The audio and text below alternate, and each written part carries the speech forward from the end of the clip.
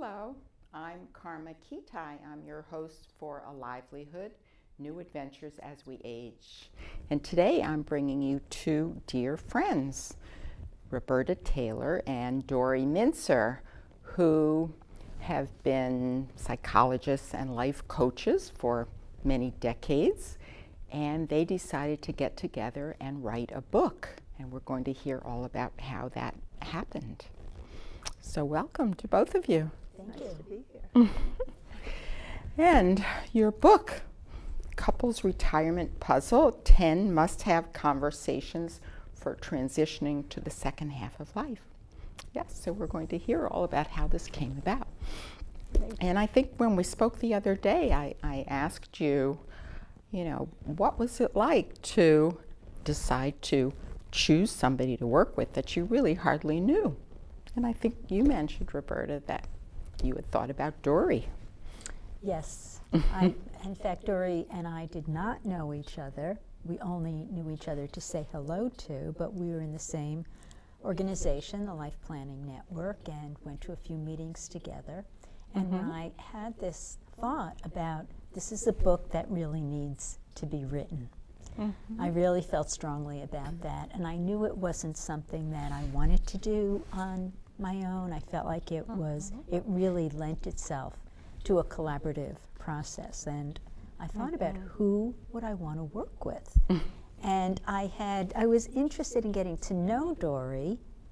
That was on my mind, and I also wanted somebody to work with somebody who was also a go-getter and had a lot of energy. A go-getter like you, right? Yes, right.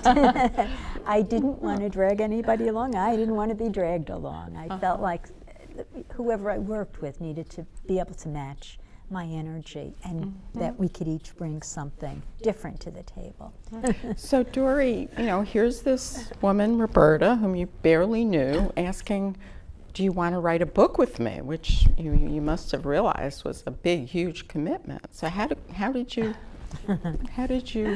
read that when she asked you about it? The funny part of it is when she called, I did say, well, sure, let's talk about it. I mean, I don't think I had an inkling of how hard that it was going to be to write a book, but I knew, I've wanted to write for a long time. I wrote a dissertation. I've written chapters. It's very different than writing a book, let me tell you.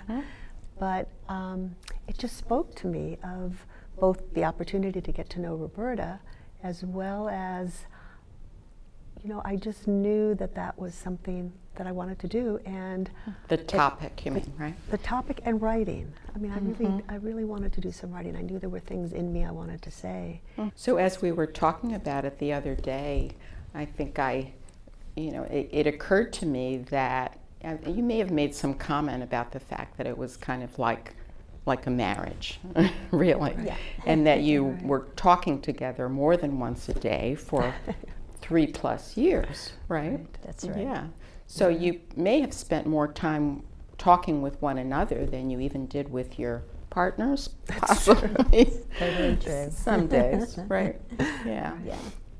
And so marriages, as we know, because you wrote this book, The Couples Retirement Puzzle, marriages have their ups and downs in communication. Yes. Right. So can you share any hurdles that you had to go through as you collaborated on this? Well, one of the things we learned is that there's a chapter in the book where we focus on communication, and we really realized that we were living and breathing the issues. We needed to really focus on how to bring up issues with each other and agree to disagree. I mean, we both, have somewhat different styles, somewhat different ways of writing, and there were times when, we would butt heads. And I think what helped is that we really had this shared goal and this shared kind of vision of what we wanted. And but we each at different times had our meltdowns, and and other times we had moments of brilliance. And but and there were times we were ready to pull our hair out and say, what are we doing? And I think we each finally acknowledged to each other that we at one point sort of said we wouldn't really want to be married to each other. Just to add to what Dori's saying, it is really a very close, intimate experience because you're sharing a lot, both intellectually but emotionally as well. I guess I'm curious, were there any particular chapters that were, really felt tough for you to do? Anything like that?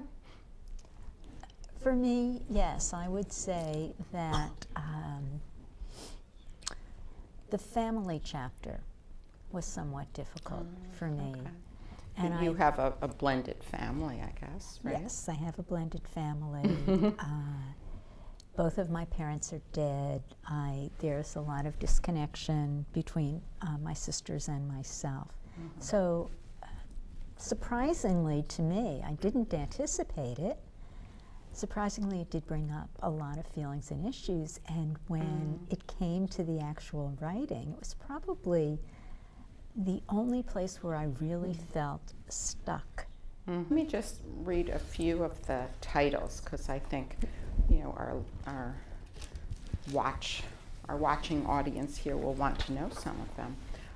Well, a few that were of particular interest to me are Time Together, Time Apart, I Love You and I Need My Space. So we can talk about that a little bit. And Where to Live, Staying Put, or Exploring New Frontiers. If we think about time together and time apart, I love you and I need my space. So, supposing I think this probably happens with some women who might stay at home for a period of years, rearing their children, and then might really get engaged in a career a bit later in life than their spouses have. Exactly. Right? So they might be kind of out of sync in terms of when they want to officially retire or leave their mid-year career. So what do how would you suggest these couples operate if the woman is really gung-ho, she's just gotten, a promotion and she's 55 or 60, and she can see herself working for the next 10 years, and her spouse is, has been putting in 50, 60-hour weeks and is ready to really slow down. That chapter, it ties into the Time Together, Time Apart, but we actually have our first chapter is If, When, and How to Retire. And that happens a lot with people out of sync, particularly when there are two career families. And the premise of the book throughout all of the topics really has to do with communication. And what we've really discovered, and some studies have supported it, is couples really aren't talking about these things. Not, I think, because they don't want to, but sometimes they don't have to. It's not even just one person being out of sync because one person started into the workforce later than the other. There could be age differences, where one is younger than the other and more ready to retire and the other person isn't. Being out of sync is a pretty typical situation for people. And it's hard to talk about. And we have some vignettes actually in the book of with just this example where the husband had retired from teaching and he ended up doing some part-time teaching because he knew how important it was for his wife to continue working. But then they set up sort of some goals and plans of things that they would do together so that they had some things to look forward to. I told you I was captivated by the stories, and there are a lot of stories in the book, really. I don't know if you've counted how many, but I think that really draws the reader in the stories, because you can get engaged in them enough, both your own stories and in the other people's stories. So when I read the book, I got the sense that most of these examples that you gave worked out in a positive way, that people were able to learn how to communicate about it, and they would listen to one another, and they would come up with some maybe creative solutions, but that probably doesn't always happen. Right. I think we had one or two divorces. Yeah. You mean examples in Yes. the book? Yes. But we also have a chapter at the end that we call detours. And you know, the reality is life doesn't always work out the way we want. You know, that there's always that curveball that you know happens, and it may be as simple as, you know, you really want to talk about this and you really want to focus on what's next, and your partner doesn't want to talk about it at all, and it's still important to think about it for yourself. And as you know, as we said in this book, it's really actually very good for individuals too, because the first part of the conversations are what's important to you. Well, we are at the end of our time, and we could go on telling stories about this forever, and it's fascinating. So I wish you good luck with your book, and I understand you're doing a wonderful job of promoting it. And it just came out, what, last week or something? Tuesday. April 5th. Okay. Yeah. Well, thank you for coming. And thank you. so much. Yeah.